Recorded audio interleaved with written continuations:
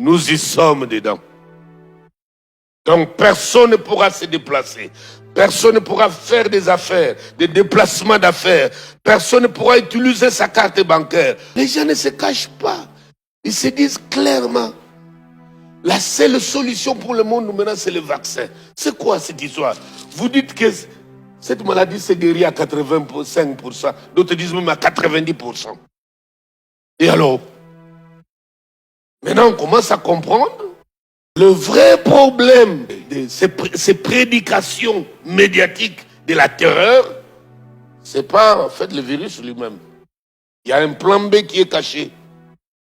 Nous sommes au temps des révélations. Aucun mystère ne restera caché pour ce temps-ci.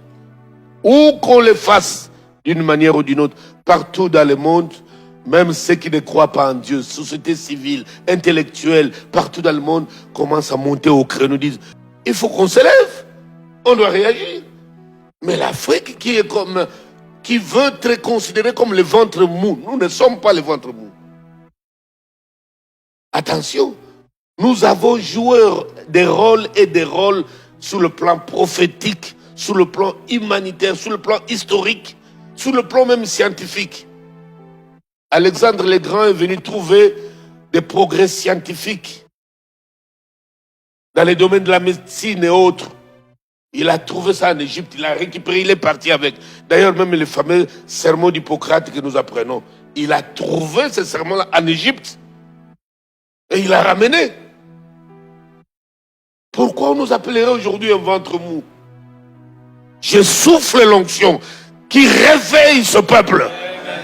Comme les ossements séchés, je parle. Prenez la peau, les os, le sang qui circule dans vos veines. Reprenez vie et reprenez le souffle. Au nom puissant de Jésus, réveillons-nous. Jésus est Seigneur. Il était venu se cacher chez nous pour échapper à la mort. Et quand Hérode était massacré, le même ange est venu.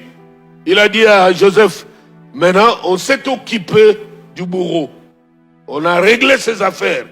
L'enfant peut rentrer parce qu'il va commencer l'étape décisive de sa mission sur la terre. Nous avons une mission. Et en ce temps de la fin, nous partageons l'opprobre du Seigneur. Simon de Cyrène l'a fait. Il a porté la croix du Seigneur. C'est le même Africain en ce temps de la fin qui est à porte. Il a une mission, il a un rôle à la fois onctionnel et prophétique. Nous bénissons Dieu pour les grâces qu'il répand dans ces puissants prédicateurs dans le monde qui partent de l'Afrique. N'en déplaise aux agents physiques du diable qui ne sont là que pour cibler les vrais serviteurs de Dieu, pour les diaboliser à outrance. Ça ne marchera pas. Ça ne marchera pas. Vous serez frappés par le mystère de deux oliviers et de deux chandeliers. Celui qui veut leur faire du mal, il mourra de la même manière. Jésus-Christ est Seigneur.